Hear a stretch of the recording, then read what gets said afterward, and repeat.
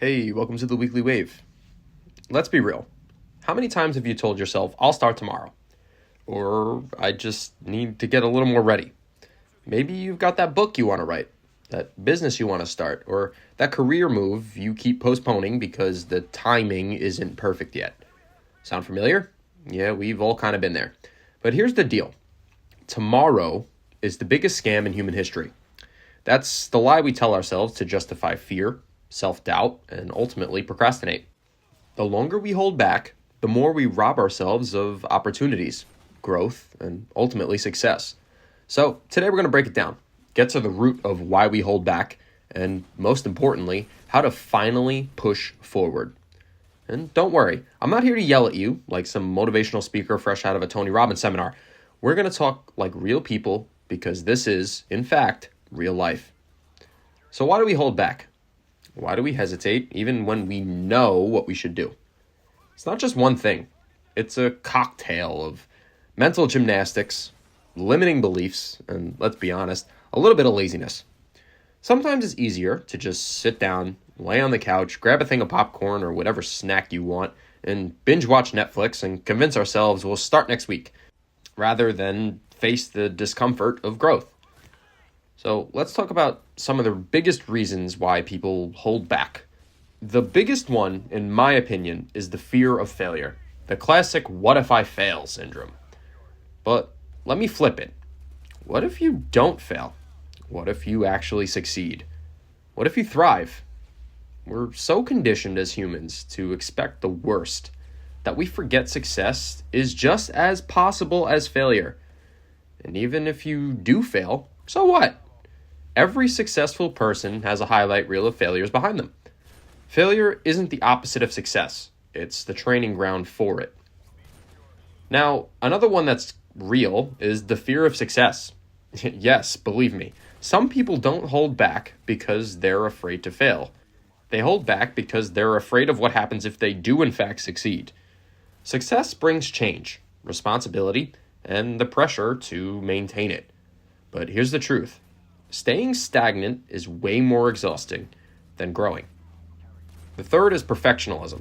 This one's kind of a silent killer, but it's big in my life, I have to say, and I'm trying to work on it. But it's the I can't start until I have the perfect plan, the perfect timing, and the perfect circumstances way of thinking. Let me break it to you. Perfection is a myth. Nobody nails it 100% on their first try. You learn as you go. The most successful people don't wait for perfect conditions. They make moves and adjust along the way. They think on their feet. Perfectionism is just fear wearing a fancy little disguise. The next is overthinking and just self-doubt. You ever overanalyze something to the point where you convince yourself not to do it? Yep, that's the paralysis by analysis trap. Our brains are wired to find problems.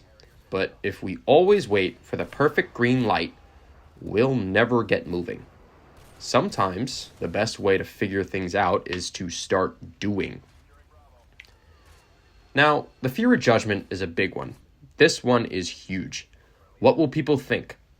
What if they laugh at me? What if I look stupid? Guess what? People are too busy worrying about themselves to think about you. And even if they do judge, so what? Opinions don't pay your bills. They don't build your dreams. If anything, they ruin them. And the only thing that does is action on your part. Also, comfort zones are addictive. Growth is uncomfortable. It's supposed to be. But too many people get comfortable in their own little routines, their own little predictable lives, and don't realize that comfort can be a slow and long death. The biggest trap in life isn't failure. It's settling for less than what you're capable of doing. You were put here by God for a reason. Make it happen. Next is imposter syndrome. This is the voice in your head that whispers, "Who do you think you are?" when you try to step up. It convinces you that you don't deserve success, that you're a fraud. But here's a wild fact. Even the most successful people feel this way. What's the difference between you and them? First of all, they're a lot more successful. And two, they don't let it stop them. Now, waiting for motivation is a big one. But newsflash, Motivation is unreliable as all hell. It's like that flaky friend who says they'll come to dinner but cancels at the last minute and then doesn't create a follow-up plan. Action creates motivation, not the other way around. The more you do, the more momentum you build and stack over time. Another big one is the lack of discipline. A lot of people confuse motivation with discipline. Motivation is great, but it's kind of fleeting. Discipline is what keeps you moving when motivation disappears. You want to get in shape? You want to build a business? Or you just want to change your life? Discipline is what makes that happen, not just feeling inspired by motivation. And the last is external validation. Too many people nowadays hold back because they're waiting for someone else to approve of their dream, whether it's their family, their significant other. But here's the harsh truth.